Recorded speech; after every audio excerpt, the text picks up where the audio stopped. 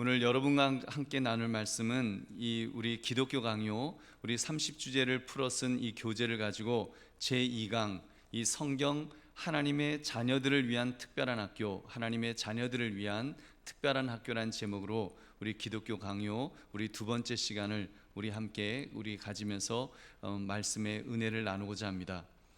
여러분, 우리가 성경 대학이라는 이름으로 올해 이렇게 성경 공부를 우리가 시작을 했습니다. 구약 성경 중에서 다니엘서를 지금 박민호 목사님께서 이제 시작하셨고, 그리고 신약 성경 중에 고린도서를 강신웅 목사님께서 시작하셨습니다. 그리고 계속되는 제자 교육을 김성경 전사님께서 그렇게 담당하고 계십니다. 여러분, 우리가 무엇을 가지고 공부하는 것입니까? 우리가 지금 공부하는 게 무슨 세상적인 어떤 컴퓨터 교재를 갖고 공부하는 것도 아니고, 우리가 논어 맹자 이런 책을 갖고 하는 것도 아니고, 우리가 무엇을 가지고 공부하고 있죠? 성경을 공부합니다. 우리는 성경을 가지고 공부합니다. 이 성경을 가지고 공부하는 것이 여러분 얼마나 복되고 귀한 일인지요.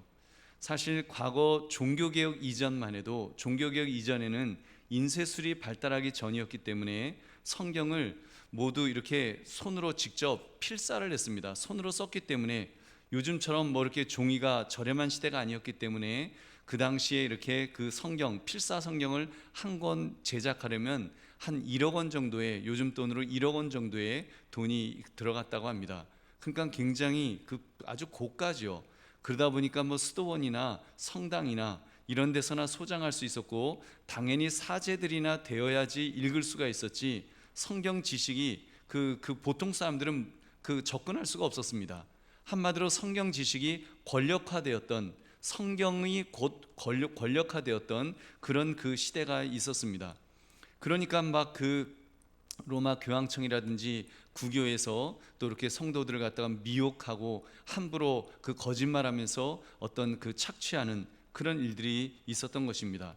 그러다가 이제 종교개혁을 하면서 1445년도에 구텐베르크 금속알짜 인쇄술이 발명이 되면서, 그때부터 책을 대량으로 찍어낼 수 있게 되니까 우리 이 성경도 일반 우리 평신도들에게도 이렇게 읽을 수 있도록 그렇게 된 것입니다. 그런 점에서 이 성경이 그때에서부터야 사실 하나님의 자녀들을 위한 특별한 학교로서의 기능이 이제 시작이 되었다고 볼 수 있습니다. 그러니까 성도들을 제대로 하나님의 자녀로, 하나님의 사람으로 교육할 수 있는, 그렇게 하나님의 사람으로 만드는데 성경이 그때부터 사용이 된 겁니다. 그 전까지만 해도 성경은 그냥 이렇게 어떻게 보면은 상징적으로만 있었고, 어떻게 보면은 그냥 교황청에서 자기들이 정치와 종교가 서로 어울려져 갖고 자기들 입맛대로 그렇게 함부로 가르쳤던 그런 시절이 있었던 것입니다. 여러분, 그러게 볼 때 정말 자부심을 가지십시오. 여러분이 여러분 다 성경 있으시죠? 오늘 안 갖고 오셨더라도 집에라도 성경 다 있으시죠? 몇 권씩 있으시죠? 여러분이 성경을 갖고 있다는 것이 이게 얼마나 정말 귀한 일인지요. 여러분, 과거 돈이 없으면 학교를 못 다니던 그런 시절이 있었잖아요. 그래서 학교 가고 싶어도 배울 수 없었던 그런 시절이 있었죠. 근데 여러분, 지금은 이렇게 우리가 성경책을 마음대로 소유할 수 있고 또 읽을 수 있어서 이 성경 말씀을 공부할 수 있다는 것이 여러분 얼마나 큰 축복인지요. 여러분은 축복받은 분들인 줄 믿습니다. 여러분, 우리 모두는 축복받은 사람들이에요. 여러분, 이 시간을 잘 활용하시기를, 정말 여러분에게 주어진 성경을 잘 또 이렇게 귀하게 여기시기를 주님의 이름으로 축원합니다. 여러분, 지난 시간에 하나님은 이 세상을, 인간을 포함해서 모든 피조물들, 자연 만물 이런 것들을 하나님의 영광을 드러내시는 극장으로 사용하셨다는 말씀을 드렸었습니다. 하나님은 이미 어마어마한 극장을 이렇게 만드시고는 개봉하시고는 우리에게 그 극장을 통해서, 거기서 자연을 통해서 또는 우리 인간을 통해서 하나님의 어떤 그런 모습을 이렇게 알 수 있도록 그렇게 다 보여주셨어요. 하나님은 다 보여주셨습니다. 그러니까 여러분, 비가 개인 봄날, 여러분 구름 사이로 화창한 햇살이 쫙 하고 내리쬐면 연글연글 물방울이 이렇게 물방울을 머금고 있는 연두빛 잎사귀 있잖아요. 그런 거 보면 너무 아름답잖아요. 그러면 참 아름다워라, 뭐 주님의 세계는 하면서 막 찬양이 저절로 나오는 그런 자연의 아름다움도, 우리가 그 자연의 아름다움을 보면서 하나님은 아름다우신 분이시겠구나, 하나님은 정말 아름다운 그런 분이시구나라는 것을 우리가 조금 아주 희미하게나마 우리가 알 수 있는 것입니다.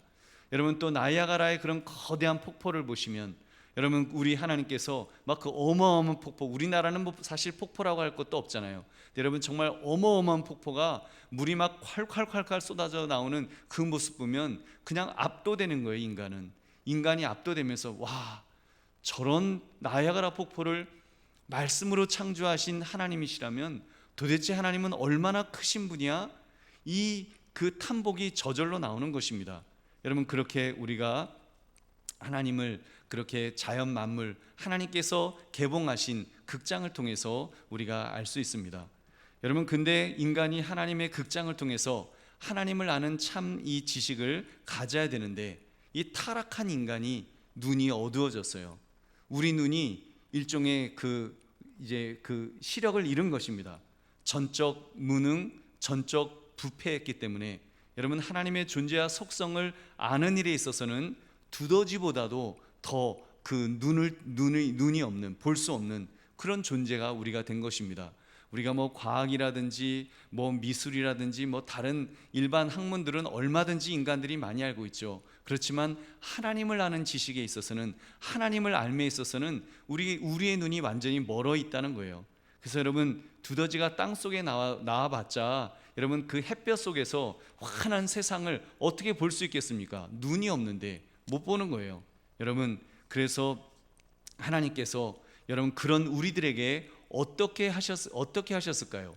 여러분, 그래서 하나님께서 정말 자연 만물을 통해서 하나님이 만들어 놓으신 그 극장을 통해서 하나님을 알아나갈 수가 없으니까, 하나님은 이제 뭔가 특별한 대책을 하나님께서 세우셨습니다. 그래서 타락한 인간은 어떻게 하나님을 알아나갈 수가 있을까요?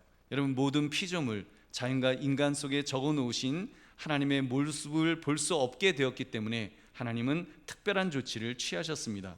여러분, 그것이 바로 특별 계시, 지금 보이시나요? 네. 조금 전에 제가 일반 계시를 말씀을 드렸고, 여러분, 이렇게 나이아가라 폭포 같은, 여기까지만 보이는군요. 이렇게 일반 계시를 통해서 우리가 나이아가라 폭포라든지 이런 것들을 보지만, 여러분, 그것으로 하나님을 알 수 없기 때문에 하나님은 우리들에게 이 일반 계시와 대조되는 특별 계시를 우리에게 보여주신 것입니다. 여러분, 그것이 바로 성경이에요. 성경이라고 하는, 여러분, 특별 계시로서의 이 성경은 그 제작에서부터 읽혀지는 방법에 이르기까지 하나님의 방법, 즉 특별한 방법을 하나님께서 그렇게 만드셨고, 그렇게 읽혀지도록 그렇게 만드셨습니다. 먼저 제작에 있어서 하나님은, 성경 제작 방법에 있어서 하나님은 하나님인 자신의 말씀을 인간 저자들을 감동시켜서 그렇게 기록하셨다는 사실입니다. 이 저자들을 감동시키셔서, 그래서 이제 하나님께서는 성경을 이렇게 기록하도록 그렇게 하셨습니다. 여러분, 성령님께서 저자들에게 영감을, 감동을, 뭔가 하나님의 말씀을 이제 하나님께서 말씀하시면 그것을 쓸 수 있도록 그렇게 영감을 주셨다는 것입니다. 이 성경은 하나님의 자기 계시예요. 자기를 드러내신 거예요. 그래서 말씀으로, 그리고 말씀으로써 하나님은 어떤 외부적 매개와 협력 없이 스스로 자신을 다 드러내신 것입니다. 다만 드러내시는 매개체로 영감된 인간을 통해서, 인간의 언어로 이렇게 드러내셨다는 것이죠. 그러면 여러분, 성경의 원저자는 하나님이십니다. 여러분, 성경의 원저자, 이 성경을 쓰신 분은 여러분 하나님이신 줄 믿으시기 바랍니다.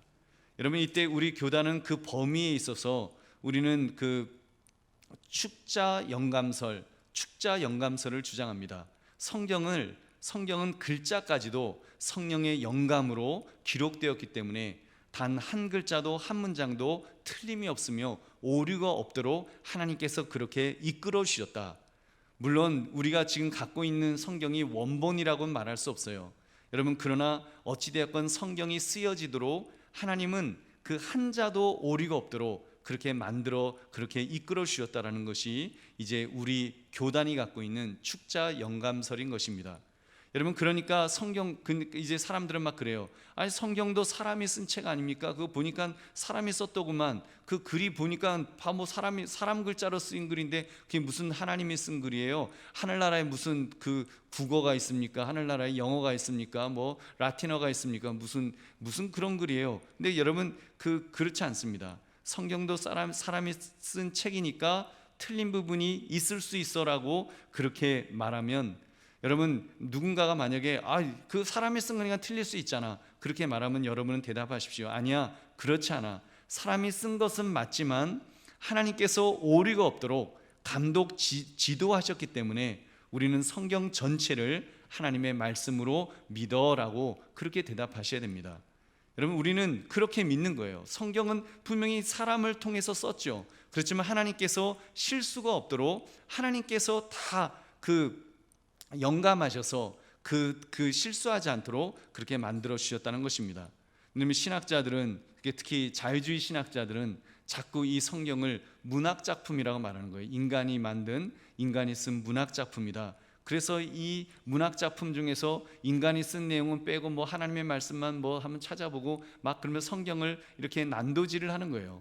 그러면서 우리의 신앙의 근본을 흔들어 버리는 그런 움직임도 여러분 있다는 것을 꼭 기억하십시오. 그러나 여러분, 우리 믿음의 선배들, 그리고 우리가 속한 우리 대한예수교 장로회 한강교회는 정말 그 장자교단으로서, 그리고 가장 전통적인 그 신앙을 고수하는 교단으로서 우리는 성경이 하나님의 말씀이라는데 정말 그 한자도 틀림없는 하나님의 말씀이라는 것을 믿습니다. 여러분도 이 믿음 가지고 살아가시기를 주님의 이름으로 축원합니다.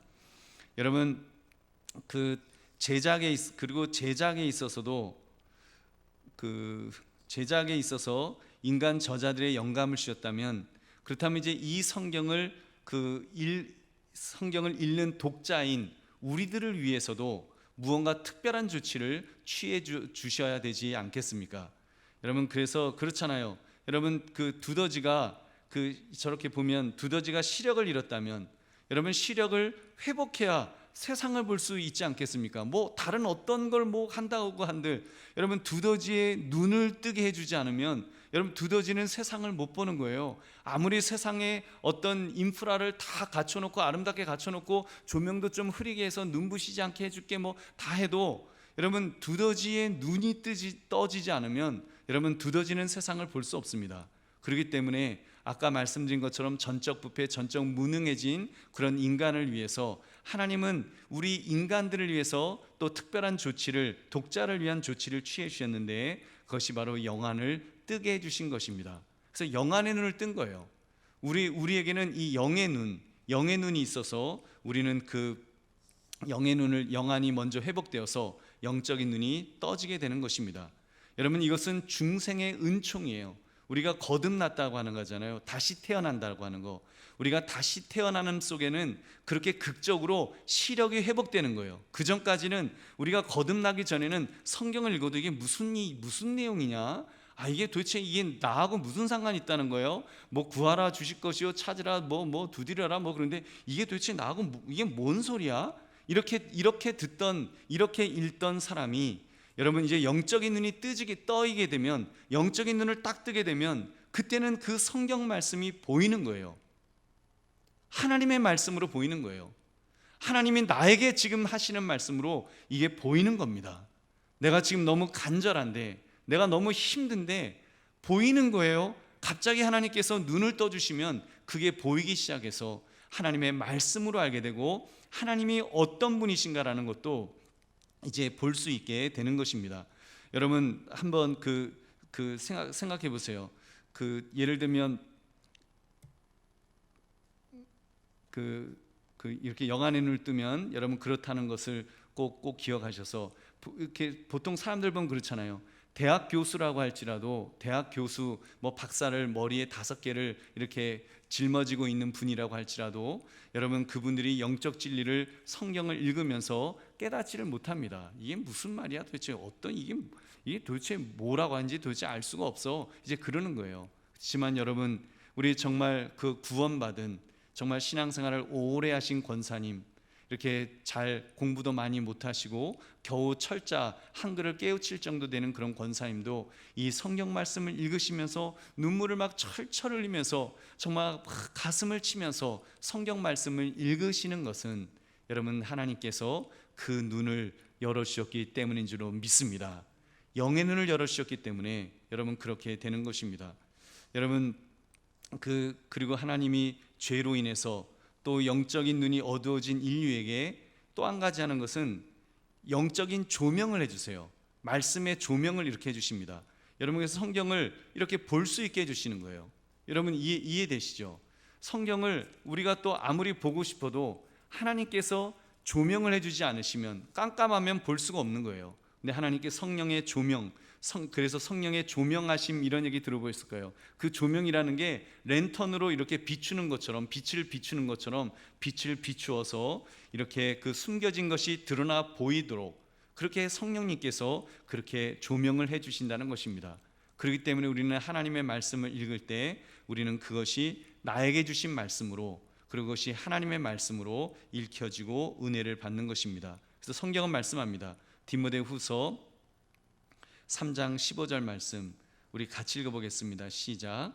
또 어려서부터 성경을 알았나니 성경은 능히 너로 하여금 그리스도 예수 안에 있는 믿음으로 말미암아 구원에 이르는 지혜가 있게 하느니라. 모든 성경은 하나님의 감동으로 된 것으로 교훈과 책망과 바르게 함과 의로 교육하기에 유익하니 이는 하나님의 사람으로 온전하게 하며 모든 선한 일을 행할 능력을 갖추게 하려 함이라. 아멘. 여러분 그래서 그 성경 말씀으로만 구원의 지식을 얻게 됩니다.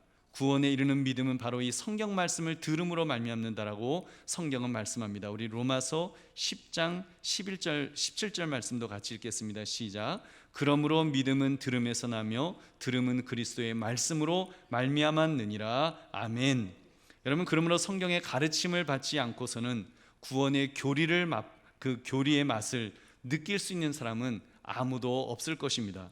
성경 말씀이 중요한 이유는 이것입니다. 우리를 구원시키고 우리가 그 진리를 깨달을 수 있도록 우리를 도와주는 것이 바로 이 하나님의 말씀 성경이라는 사실을 여러분 꼭 기억하시기 바랍니다.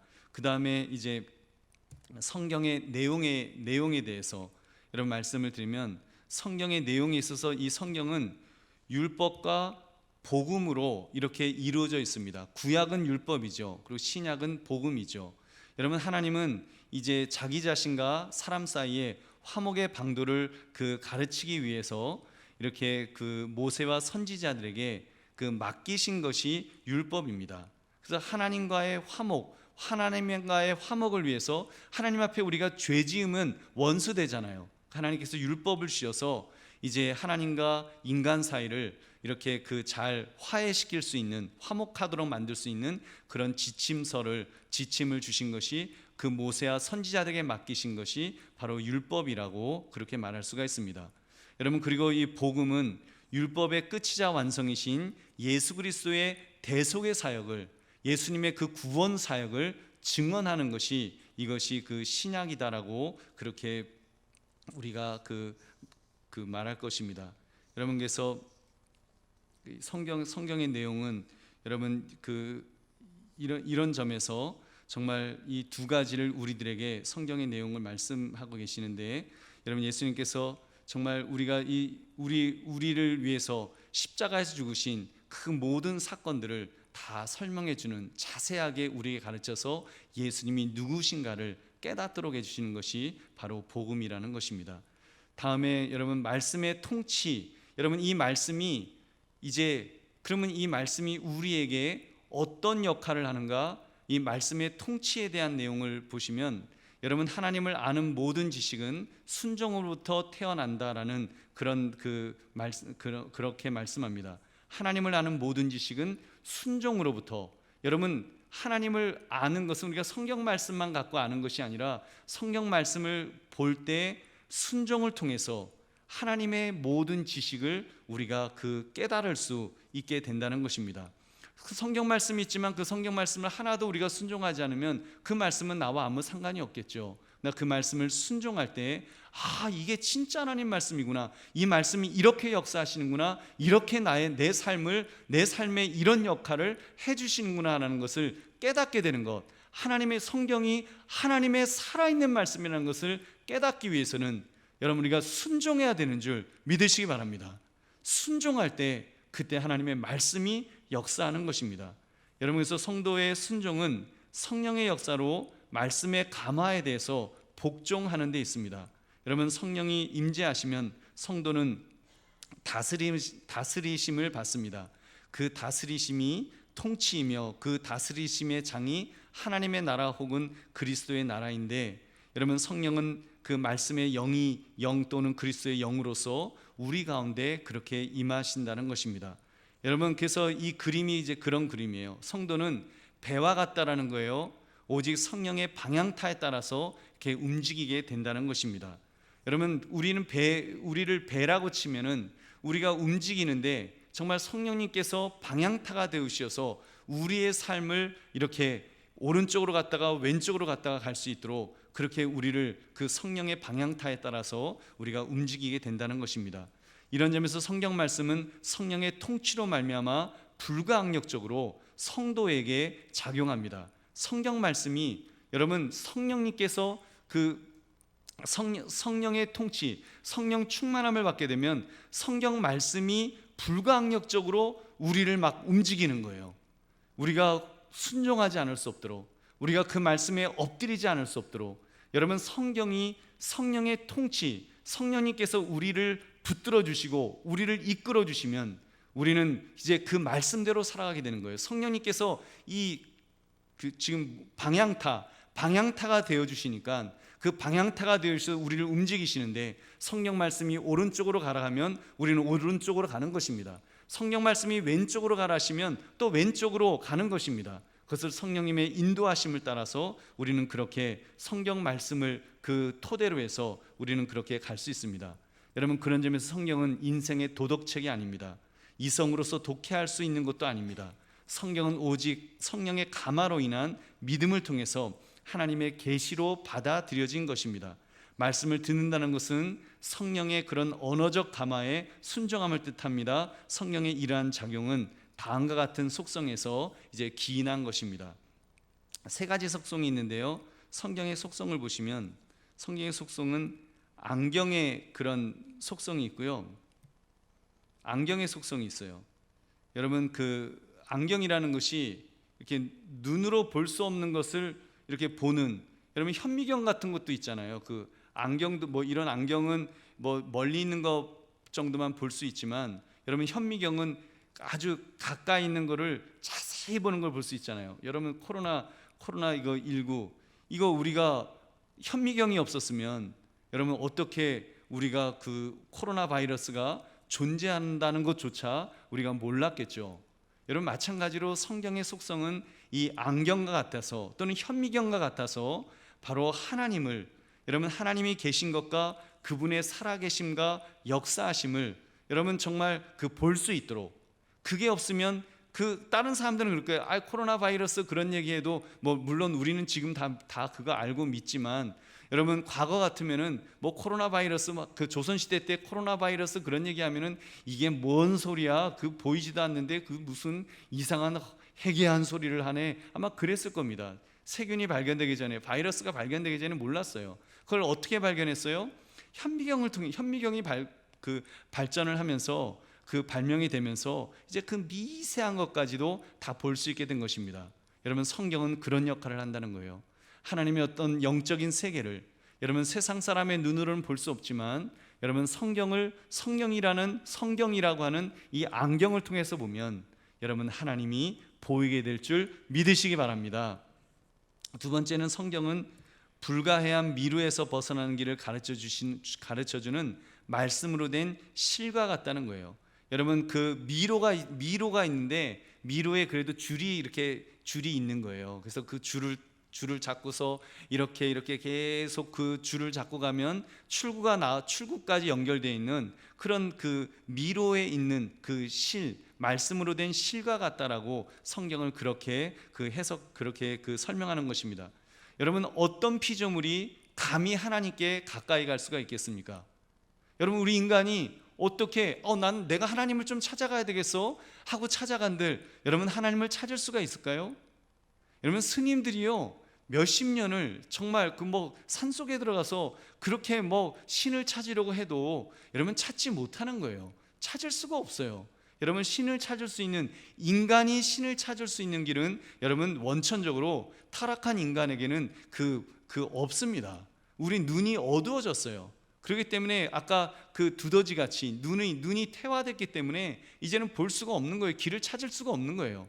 근데 여러분, 성경이 마치 실타래와 같이 그 입구까지 연결되어 있는 실타래와 같아서 그 성경을 하나하나 붙들고 가다 보면 여러분, 성경의 길 안내를 받아서 여러분 우리 하나님의 은혜의 보좌 앞에까지 갈 수 있는 줄로 믿습니다. 우리는 그렇게 하나님의 은혜의 보좌 앞에까지 나간 거예요. 그렇게 우리는 구원의 자리까지, 하나님의 자리까지 우리가 나아갈 수 있었던 것은 여러분 성경이 아니고서는 여러분 불가능했던 것입니다. 성경을 통해서 하나님이 그렇게 계시해 주셨기 때문에 그렇게 나를 찾도록, 하나님을 찾도록 하나님께서 성경을 이렇게 실타래같이 미로를 벗어나는 길을 가르쳐주는 실타래처럼 입구 천국에서부터 그 실타래를 쭉 연결시켜 주셨기 때문에 우리는 성경이라고 하는 이 실타래를 하나하나 잡으면서 우리는 천국을 향해서 그렇게 나아가는 줄로 믿습니다. 여러분, 얼마나 그래서 이 성경이 귀한 것인지요. 그리고 세 번째는 하나님의 자녀들을 위한 특별한 그 학교의 역할입니다. 성경은 경건의 비밀을 그 사람의 일상언어로 이제 가르칩니다. 다윗은 성경을 배우는 지극한 즐거움을 이렇게 노래했습니다. 시편 19편 7절부터 10절의 말씀. 이 말씀은 제가 읽겠습니다. 시편 19편 7절에서 10절입니다. 여호와의 율법은 완전하여 영혼을 소송시키며 여호와의 증거는 확실하여 우둔한 자를 지혜롭게 하며 여호와의 교훈은 정직하여 마음을 기쁘게 하고 여호와의 계명은 순결하여 눈을 밝게 하시도다. 여호와를 경외하는 도는 정결하여 영혼까지 이르고 여호와의 법도 진실하여 다 의로우니 금곧 많은 순금보다 더 사모할 것이며 꿀과 송이꿀보다 더 달도다. 아멘. 하면서 정말 이 다윗이 얼마나 이 하나님의 말씀을 이거를 정말 그 즐겁게 정말 그 달콤한 말씀으로 자기를 그 가르쳐 주시고 자기를 깨우쳐 주시는 그런 말씀으로 성경을 붙들었던지요. 그렇게 또 성령의 영감을 받아서 그가 쓴 성경이 여러분 그가 성령의 영감으로 쓴 그 성경 그 하나님의 말씀, 하나님께서 내가 여호와는 나의 목자다 내게 부족함이 없으리로다 이런 말씀을 가르쳐 주셨기 때문에 우리가 하나님은 목자시군요, 나는 하나님의 양입니다 하면서 우리가 하나님의 그런 은혜 속에 우리가 살아갈 수 있는 것입니다. 여러분, 그래서 성경에 세 가지 속성이 있다 그 속성이 있다 그랬어요. 안경의 역할을 한다 그랬고, 불가해한 미루에서 벗어나는 길을 가르쳐주는 말씀으로 된 실이라 그랬고, 세 번째로 하나님의 자녀들을 위한 특별한 학교의 그런 역할을 감당한다는 것을 말씀을 드렸습니다. 그리고 이제 다음으로 마지막으로 성경과 성령, 객관적 확실성과 주관적 확신이라고 하는 이 주제로 우리가 좀 보겠습니다. 여러분, 그 성경의 권위는 그 저자가 그 하나님이시라는 사실에 있다고 했습니다. 성경에서 우리는 마치 하늘로부터 직접 듣는 것처럼 우리는 하나님의 말씀을 그 음성 자체를 우리는 성경을 통해서 들을 수가 있어요. 막 은혜가 될 때는 정말 어떤 분은 성경책을 읽는 중에 정말 그 말씀이 쾅 하는 하나님의 음성으로 그렇게 들려노라고 그렇게 고백하기도 합니다. 이런 점에서 성경의 권위는 교회의 승인이나 해석이 아니라 그 기원이 하나님께 있음에 틀림없습니다. 여러분, 에베소서 2장 20절 말씀 우리 같이 읽어보겠습니다. 시작. 너희는 사도들과 선지자들의 터 위에 세우심을 입은 자라. 그리스도 예수께서 친히 모퉁이 돌이 되셨느니라. 아멘. 이 말씀은 교회가 성경 위에 이렇게 섰음을 뜻하는 것입니다. 여러분, 그 사도들과 선지자들의 터 위라 그랬잖아요. 사도들과 선지자들의 터는 다시 말하면 성경 말씀입니다. 아까 율법과 복음이라 그랬잖아요. 이 성경 말씀, 이 성경 말씀 위에 교회가 이렇게 서 있습니다. 그리고 교회가 하나님의 말씀을 신앙 고백 형식으로 진술한 명제를 가리켜서 교리라고 합니다. 무슨 말인가 하면, 여러분, 우리가 지금 이 기독교 강요, 이것도 교리예요. 여러분 좀 딱딱하죠? 딱딱하시죠? 네, 좀 딱딱하실 거. 조금 사케오에 대한 말씀을 딱 하면 재밌어 막 그러는데, 이 교리는 아무래도 보시면 약간 이 골격을 이루는 거거든요. 기둥을 이루는 것이다 보니까 굉장히 좀 딱딱해요. 근데 지금 이 기독교 교리도 이제 그들 중에 하나인데, 교리가 바로 서야지. 근데 사실은 교회가 바로 섭니다. 교리가 넘어지면 교회는 넘어지게 돼요. 일종의 교리는 건물로 치면 기둥을 이루는 바로 이런 부분이라고 할 것입니다. 정리하면 교리는 성경에 의해서 규정된 규범이며, 성경은 교리를 규정하는 또 규범입니다. 그러므로 교회의 교리는 말씀보다 앞설 수가 없습니다. 이게 말이 좀 꼬여서 잘 이해가 안 되실 수도 있는데, 다른 거는 기억 안 하셔도 돼요. 이 말만 기억하면 됩니다. 교회의 교리는 성경 말씀보다 앞설 수 없다. 여러분, 교회의 교리는 성경 말씀, 성경보다 앞설 수는 없다라는 것, 여러분 이것만 기억하시면 됩니다. 사도들과 선지자들의 터, 성경 말씀, 이 말씀이 교리 밑에 있어야 돼요. 그 말씀이 교리 위에 있어야 돼요. 교리는 성경 말씀을 떠받들고 있어야죠. 여러분, 이것이 맞습니다. 여러분, 이 말이 무슨 말인가 하면, 성경이 교리보다 항상 위에 있어야 되는데, 칼빈이 이것을 강조한 이유는 로마 카톨릭의 거짓된 가르침에 대해서 이제 저항하기 위해서, 그 문제를 지적하기 위해서 이 이야기를 하는 것입니다. 교황청, 즉 최고의 교회 수장이 예를 들면 면죄부를 만들어서 금전이나 재물을 바치면 죄가 사면이 됩니다. 당신이 그 말을 하나 딸랑 하고 넣는 순간 당신 돌아가신 그 할아버지의 영혼이 지옥에서 천국으로 딸랑 하고 그 천국으로 구원받습니다. 여러분, 이런 교리를 가르쳤어요. 그리고 실제로 면죄부를 만들어서 이제 돈을 모으기 위해서, 교회가 돈을 끌어모으기 위해서 그런 표를, 면죄부를 만들어서 증명서를 팔았어요. 그래서 사람들이 그거를 진짜 샀어요. 그거를 돈 주고 샀어요. 우리 할아버지 거, 우리 돌아가신 돈 많은 사람들은 우리 증조 할아버지 거, 우리 고조 할아버지 거 해갖고 그걸 돈 주고 다 산 거예요. 여러분, 근데 성경을 읽으시면서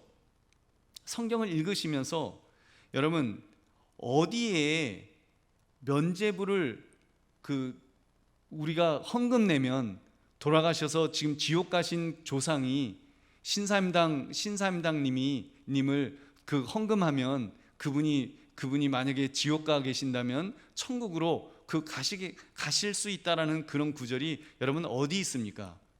여러분 성경 많이 보셨잖아요. 여러분, 그런 구절이 없어요.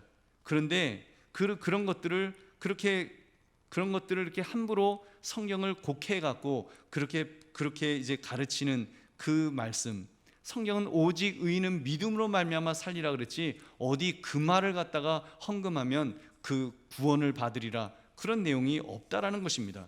여러분, 종교개혁은 교회가 성경에 위배되는 그런 교리를 가르쳤기 때문에, 그래서 안 된다, 다시 성경으로 돌아가야 된다, 성경 말씀이 가르치는 대로 그렇게 믿어야 된다, 잘못 믿으면 안 된다 해서 이렇게 한 거예요. 그래서 예를 들면 교황 무호설 같은 거, 교황은 아무런 죄가 없어요, 그런 거 주장하고, 아까 말씀드린 것처럼 이렇게 면죄부도 팔고, 심지어 또 마리아 숭배를 해갖고 마리아시여 우리를 구원하소서 하면서 이제 막 그리고 성인들도 숭배하잖아요. 그래서 이제 돌아가신 그런 신부님들, 그분들 중에 좀 이렇게 훌륭하신 분들이 있으면 그분들을 전부 성인의 반열에 다 올려놓아요. 그래 놓고는 기도할 때 그렇게 기도합니다. 뭐 대천덕 신부님이시여 우리의 기도를 들어주소서. 그러면서 기도해요. 제가 장례식 가보면 아주 그냥 천주교 그분들 오셔갖고 그렇게 기도하는데 저도 계속 유심히 저도 아주 귀 기울여서 들어봤어요. 참 답답하더라고요. 왜 그냥 직접 예수님의 이름으로 기도하면 되지 뭐 그거를 성인들한테 또 다 일일이 또 다 부탁하느라고 인간적으로 그렇대요. 그래도 좀 이렇게 성모 마리아는 예수님의 육신의 어머니니까 그래도 그 어머니한테 말 좀 잘하면 그러면 이제 예수님이 잘 들어주실 수 있어서 그렇게 성모 마리아한테 이렇게 부탁한대요. 그래서 제가 속으로 그럼 자기가 언제 성모 마리아한테 밥 한 끼 사드렸나? 밥도 안 사드리는 그 뭘 거기한테 부탁해. 나 같으면 그냥 직접 예수님한테 예수님 저의 문제를 들어주세요 하고 예수님에게 직접 고백할 수 있는데 우리는 예수 그리스도의 이름을 가지고 우리는 하나님의 은혜의 보좌 앞에 우리는 직접 나갈 수 있지 않습니까? 여러분 잘못된 교리 이렇게 마리아를 숭배한다든지 성인을 숭배한다든지 이런 잘못된 교리들에 대해서 여러분 우리는 오직 성경 오직 믿음 여러분 그런 분명한 바른 성경적인 그런 교리 위에서 그렇게 신앙생활 하시기를 주님의 이름으로 축원합니다. 여러분 교회의 역할에 대해서 이제 생각해 보면은 여러분 교회의 역할은요 품속에서 아이에게 말을 가르치는 어머니와 같은 그런 역할을 한다는 것입니다.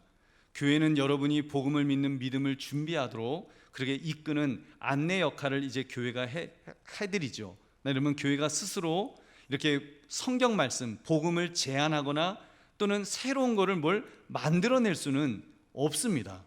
여러분이 아무리 뭔가 필요하고 이거는 좀 만들어 주셨으면 좋겠어요 라고 해도 성경에 있는 거를 우리가 할 뿐이지 성경이 가라는 데까지 가고 성경이 멈추라는 데서는 멈추지 우리는 거기서 한 발자국도 더 이상 나갈 수 없다는 것입니다. 여러분 함부로 뭘 만들어내거나 여러분 이단들은 이단이 왜 이단인 줄 아십니까? 이단들은 자기들 멋대로 자기들의 경전을 써요. 그래서 이제 예를 들면 이만희가 이제 죽게 생겼다 싶으면은 이제 이만희 다음 사람이 이만희는 어떻게 영적으로 죽고 어쩌고 이상한 말 해가지고 또 살살살 풀어가고 그렇게 바꿔요 자꾸. 그래서 교리가 계속 바뀝니다. 여러분 그러나 여러분 성경을 기반으로 한 우리 이 성경을 기반으로 한 우리의 신앙 고백은 여러분 2000년 전이나 여러분 초대교회 때나 지금이나 동일한 줄로 믿습니다. 적어도 동일하게 베드로가 신앙을 고백했던 것처럼 우리도 그렇게 고백하기를 원하고 바울이 믿었던 것처럼 그렇게 믿기를 원해서 우리가 말씀을 붙들고 성경으로 돌아가자고 그렇게 강조하는 것입니다. 여러분 그래서 함부로 뭘 만들면 안 돼요. 여러분 지금 예를 들면 동성애 문제 사실 저도 동성애 하시는 분들 보면 게이라든지 레즈비언들 이런 분들 보면 참 마음이 아파요. 얼마나 힘들까. 정말 그분들의 그런 어떤 정신적으로 얼마나 정말 괴로움이 많고 그분들에게 저도 동성애는 죄가 아니에요. 그냥 우리 같이 신앙생활 열심히 합시다. 우리 하나님을 같이 섬기면 얼마나 좋아요. 그러고 싶어요. 그러고 싶을 정도로 그분들 너무 참 안타깝고 사랑스럽습니다. 그러나 여러분 그분들이 99명이라고 할지라도 100명 중에 99명이 게이고 레즈비언이라고 할지라도 그러면 이제 저 혼자 이제 바보 되는 거잖아요. 그죠? 여러분이 전부 용서하시고 들으십시오. 전부 게이 레즈비언이시고 저 혼자 이제 그냥 일반인이라고 치면 그러면 이제 제가 이제 이상한 사람이잖아요. 그러면 성경을 바꿔야 되는 거예요. 성경의 교리를 바꿔서 이제는 동성애는 죄가 아닙니다. 이렇게 해야 될 것 같지만 여러분 그렇게 할 수 없다는 거예요. 우리의 기준은 성경 말씀인 줄 믿으시기 바랍니다. 그래서 여러분 우리는 성경대로 가는 거예요. 차라리 내가 게이어 레즈비언이면 하나님 앞에 회개해야죠. 그리고 하나님 앞에서 하나님 제가 그래도 바르게 살기 위해서 어떻게 하면 좋을까요? 발버둥을 쳐야죠. 그 속에서 그래도 예수 그리스도 믿고 천국 간다고 하는 그 믿음 가지고 가면 갈 수 있습니다. 저는 갈 수 있다고 봐요. 자기가 얼마나 괴롭겠어요. 그냥 하나님 앞에 정말 몸부림치면서, 여러분 우리 뭐 보통 우리들은 그럼 죄 안 짓고 삽니까? 여러분들도 죄 짓잖아요. 또 죄 짓고 회개하고 또 발버둥 치는 부분들이 있잖아요. 잘 안 고쳐지는 부분도 있잖아요. 여러분 그런 것처럼 정말 게이 레즈비언도 하나님의 말씀이 죄라고 하면 죄인 것은 분명하지만, 그러나 그 말씀대로 여러분 말씀 앞에서 정말 이제는 예수 믿고 구원받는다고 하는 그 믿음으로 살려고 했을 때 하나님은 분명히 그 영혼을 불쌍히 여겨 주실 줄로 믿습니다. 여러분, 그래서 분명히 하나님은 하나님의 가장 선한 길을 그렇게 이끌어 주실 것입니다. 근데 여러분, 성경을 자꾸 뭔가 바꾸려고 하는 시도, 여러분 제사 문제가 바로 그랬습니다. 제사 문제, 천주교는 교리가 성경을 덮어버렸습니다. 교황청에서 조선에서의 제사는 조상에게 이거는 우상에게 절하는 거 아니다, 이렇게 해버렸어요.